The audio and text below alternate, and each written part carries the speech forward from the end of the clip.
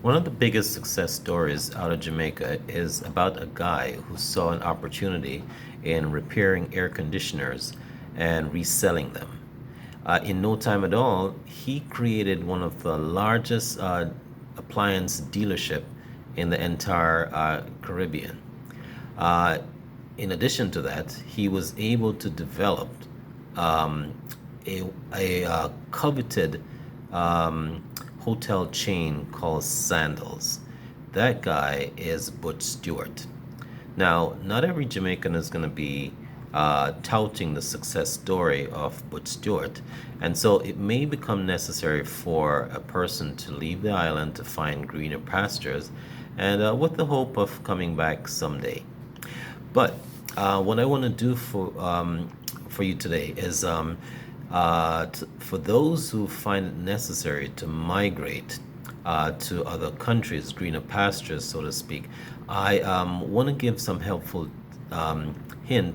tips rather, that could be helpful ahead of going to where you're going. Because what we don't realize many times is that we need to plan before we get there. Don't get there and then try to figure this thing out, because that is going to be a heavy lift if you do that.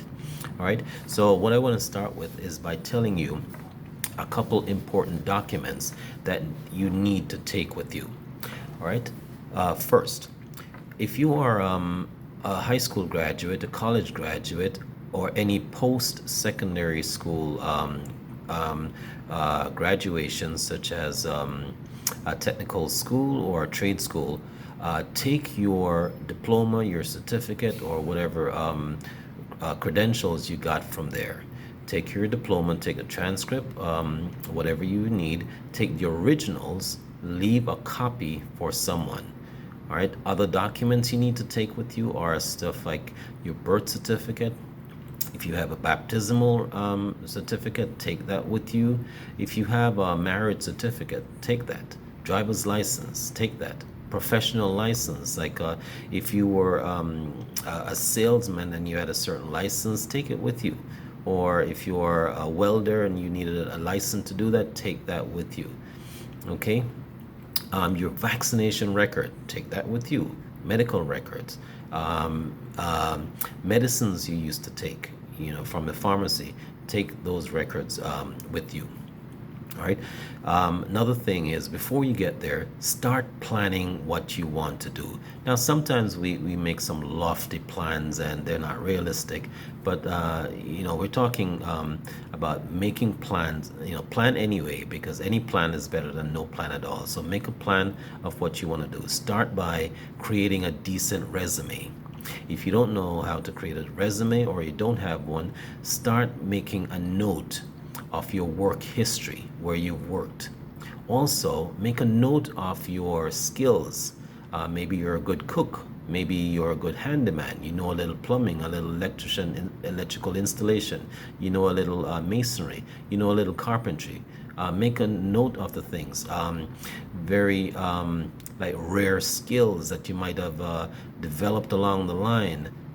Things I can't think about now. You have skills in locksmithing. Make a note of that, so you can start preparing yourself mentally of where and what you can do when you get there. All right. Plan also to get additional skills. Plan to go to college, or to trade school, or get some on the job training. All right.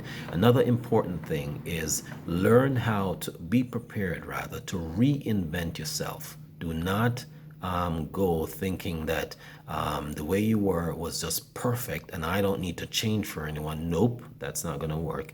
So you be prepared to reinvent yourself. Sometimes we've been doing things wrong all these years, why we didn't succeed, and now we have an opportunity. We need now to perhaps reinvent ourselves, to drop off the old habits and pick up fresh ones, pick up the habits of highly effective people, and things should start turning around for you.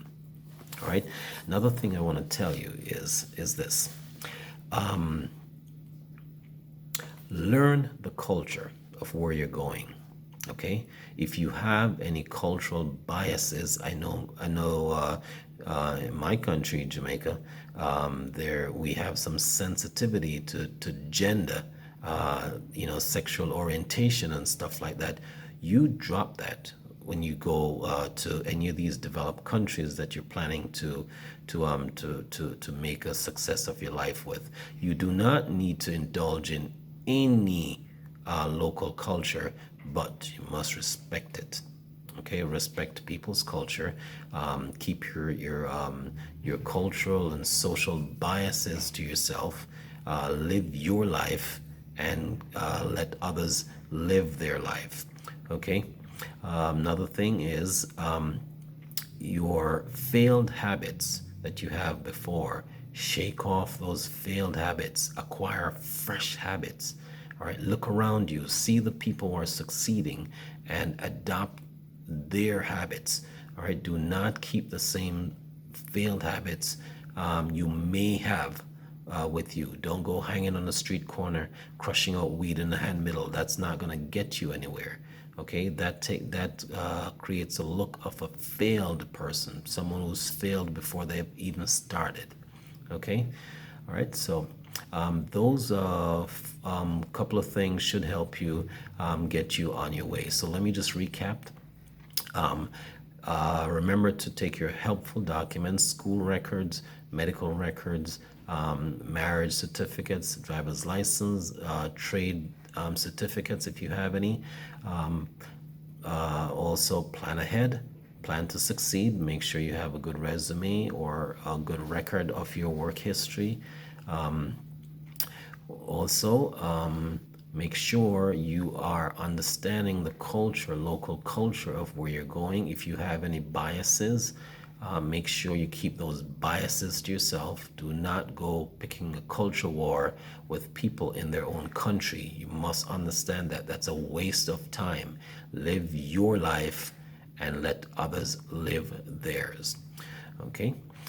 If you do that, if you do that and take on the habits of highly effective people, your trip or migration abroad would have been worth it. There's nothing worse than migrating abroad to find a better life, and you end up 40 years later on, almost right back to where you started. You have acquired a few things, but you have not grown essentially, and that would have been counterproductive in doing so. All right, so hope you found this to be very helpful.